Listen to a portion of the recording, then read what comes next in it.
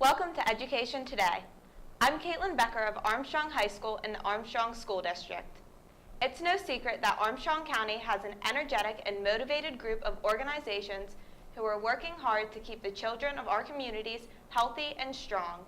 As we do every year, we will feature a show on Healthy Armstrong and the PEP and FIT grants, which have brought a new level of fitness to our school community. Tonight, to help give a comprehensive overview of the district's commitment to healthy living, we are going to talk to another very important cog in the ASC hierarchy, the Food and Nutrition Department. Ever wonder what is being served for breakfast and lunch in our district schools?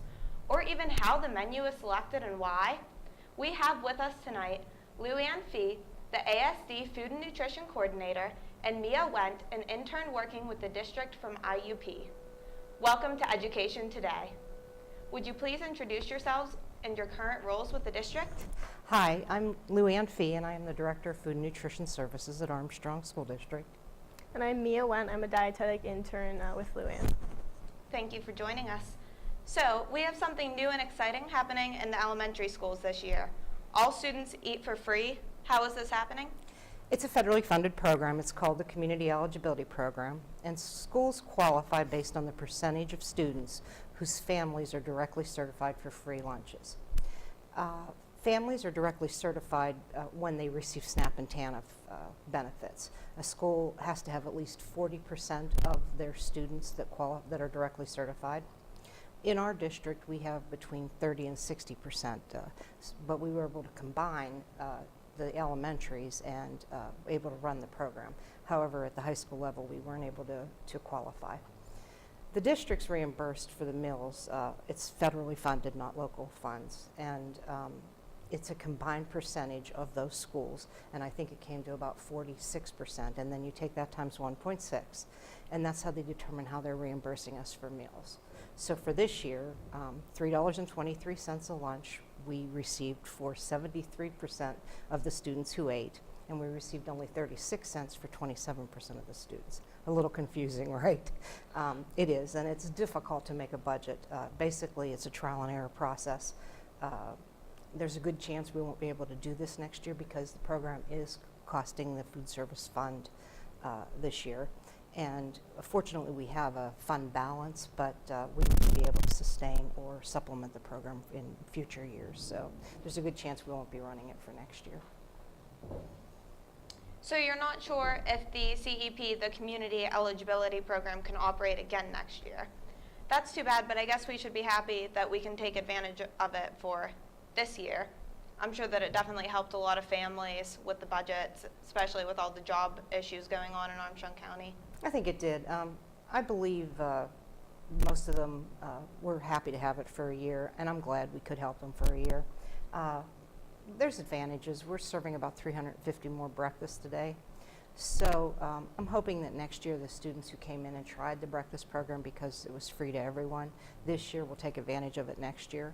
And especially there will be students who will qualify for free meals again, and that they'll continue to come in and try both breakfast and lunch, kind of like an introduction to the program. Right, and things such as like the school's breakfast, I know a lot of kids won't go just because it's early, but if they're getting it for free, they try it this year and like it, it's definitely a great way to run a trial on that.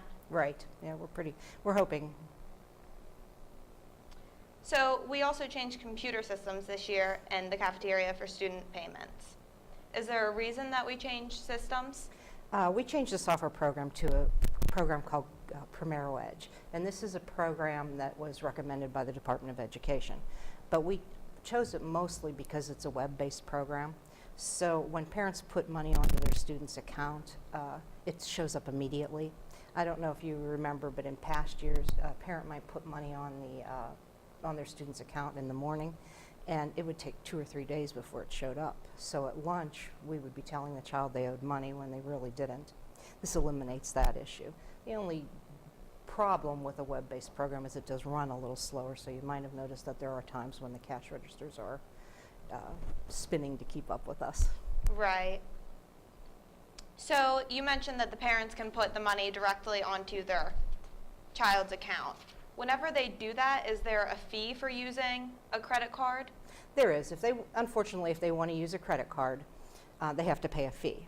But if they want to avoid a fee, they can send a check into the cafeteria. They just need to make it out to ASD Food Service, and we'll credit the account for them. Then they can go online anytime, no charge, and check to make sure that it was applied correctly and see how much money is on the student's account. To go online, the payment system is www.schoolcafe.com. And that information is also on our website. When you go onto our website, simply pick departments and then choose food service. Well, it's much more convenient than asking your 6-year-old, how much money do you have in your lunch account? Correct. So I'm sure the big question in the school's meal programs are there going to be more changes with the Trump administration? What are your thoughts on that?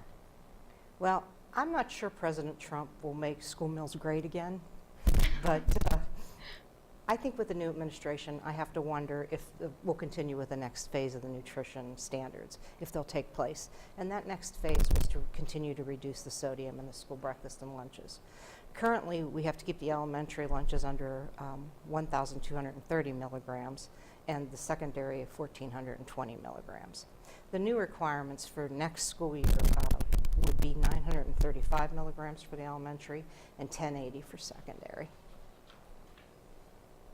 So if the next phase of the guidelines do take effect and you do have to reduce the sodium, how do you plan to do this here at ASD? At the elementary, we'll be pretty good with the current menus because we're pretty close to those levels now. Here at the secondary buildings, we're a little high, and we'd probably have to eliminate the soup daily. And that's a shame because I think a lot of kids really like the soup, and it's an extra that they can take, so it's an added value for them. So Right. Hoping we can find some low-sodium soup recipes if that does occur. We'll keep our fingers crossed. Thank you. Since the last time you were on the show, we opened Armstrong High School. You helped design the kitchen. What capabilities does the kitchen here have that it didn't before? Well, we have the ability to cook in much bigger quantities now. We're serving over 1,000 full lunches a day and 500 partial lunches and Right. equivalents. So we have a beautiful kitchen with a state-of-the-art equipment. I think one of the pieces that we love the most is a oven that holds whole racks of food. For instance, we serve on big serving trays. And we can put 15 of those on a standing rack. We wheel it right into this oven, the whole rack, and it rotates, cooking the food more evenly, the entire rack. So you can cook maybe 400 portions of chicken nuggets at one time. So I think that's one of the things that the cooks like the best. And another unique piece of equipment that I'm pretty proud of in the kitchen is it's called a blast chiller. And the blast chiller, food at the end of the day can be frozen quickly or chilled very quickly before we put it into the cooler. The advantage to that has to do with food safety. It keeps the food out of the food temperature danger zones. It quickly chills the food. That sounds really convenient. It is. It's a beautiful kitchen. You also have a new design called Scramble System in the high school serving area. What exactly is that? A scramble system is an area set up with different food areas. So the students choose where they can go by what they want to eat for the day. The current areas in the high school are the main event, and that's the menu item. There's an American Grill, and on that we have the cheeseburgers, the sandwich of the day, and turkey melt sandwiches. We also have a panini area with 4 different kinds of paninis, a deli bar, a pizza parlor, and a soup and salad area.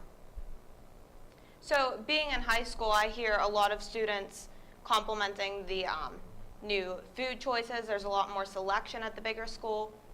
So what is new and what have you found to be the best sellers? Thank you. I'm glad to hear that. The deli bar is new this year. The turkey melt and the paninis are all new with, not this year, new with the new building. The paninis are the best seller of those, and I think the Chipotle chicken is still the favorite, but the chicken fajita is close behind. We're going to be offering a chicken patty now, too, because some students had requested it, so we decided that we'll serve chicken patty daily, too, on that line. As you can see, we have a lot of choices, and we're always open to suggestions from students.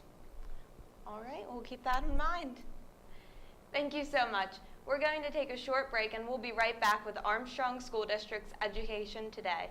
Please stick around. Success. We see it every day. Hundreds of majors and programs, bachelor's degrees to PhDs, small classes, internationally known faculty who are committed to your success. Real-world experiences to guide you on your career and life path.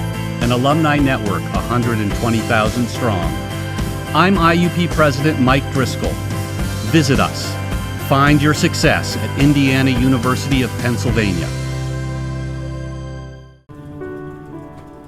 All your professors, all of them, they know that all it takes is one dreamer with passion, one person, and they hope in each of you that you might be that one who makes a longer lasting light bulb, who writes music for the ages, who reaches into the mind and discovers a new star, and who can change the world of a fifth grader.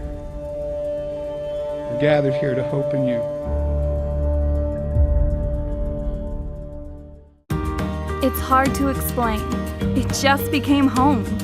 There are hundreds of majors and programs, bachelor's degrees to PhDs, small classes and faculty that really get to know you. Amazing internships and everywhere, programs that help to find a job that is right for you. It's what IUP is about, a commitment to your success.